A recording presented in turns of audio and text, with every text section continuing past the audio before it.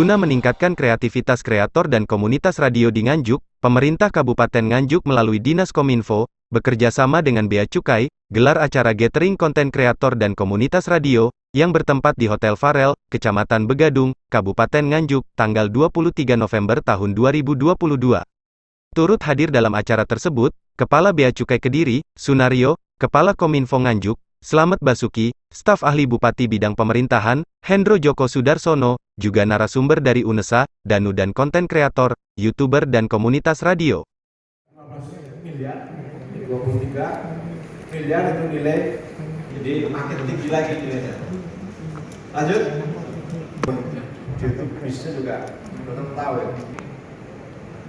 Nah ini pertanyaan Pak. Dalam sambutannya, Kepala Dinas Kominfo Kabupaten Nganjuk Slamet Basuki mengatakan, bahwa dengan adanya acara ini, wujud kehadiran Pemkab Nganjuk untuk mengayomi, memfasilitasi, dan mendengarkan aspirasi teman-teman media sosial kreator, untuk sedikit membekali pengetahuan, dan wawasan seputar komunikasi publik sesuai program Smart City Pemkab Nganjuk. 23 November, hari Rabu 2022 ini, Dinas Komunikasi dan Informatika Kabupaten Nganjuk menyelenggarakan kegiatan gathering konten kreator yang silaturahmi dengan teman-teman konten kreator. Ada pegiat media sosial, kemudian pelaku broadcast, radio di Kabupaten Nganjuk.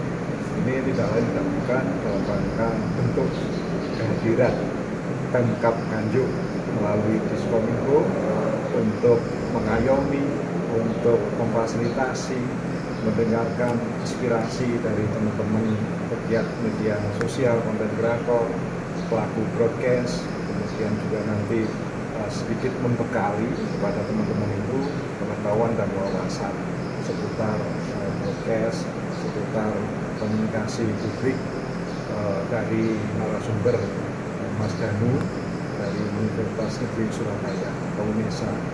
Teman-teman bahwa ini sekali lagi bentuk kehadiran Pemkab Nganjuk dan wujud dari komitmen Pak Bupati Kang Marhen sesuai dengan program unggulan beliau mewujudkan nomor 2 itu kan ada program unggulan Nganjuk Smart City. Nah ini wujud dari itu bahwa aktivitas broadcasting, aktivitas media sosial itu diharapkan bisa tumbuh di Nganjuk. Lalu masyarakat Nganjuk dengan para konten kreatornya itu mendapatkan kemanfaatan program kita yang bertambah unitnya, kemudian harapan juga aktivitas mereka menjadi lebih produktif. Jadi tentu saja dengan konten-konten yang positif itu mereka kemudian bisa berkreasi, menghidupkan konten di media sosialnya, lalu tidak hanya berhenti di situ. Aktivitas itu diharapkan bisa menumbuhkan sebagai wirausaha di bidang industri kreatif digital. Maksudnya apa? Tentu harapannya bisa meningkatkan pendapatan mereka. Jadi inilah rangkaiannya. Tentu ini tidak mudah, karena itu kami Diskominfo membutuhkan support dari banyak unsur-unsur di Kabupaten Nganjuk, dari pelakunya itu sendiri, kemudian juga dari kalangan teman-teman dinas yang lainnya, Dispora Putpa dan sebagainya. Lalu juga kehadiran mitra ketiga dari perguruan tinggi, mereka akademis yang punya ilmu, punya wawasan, kita hadirkan.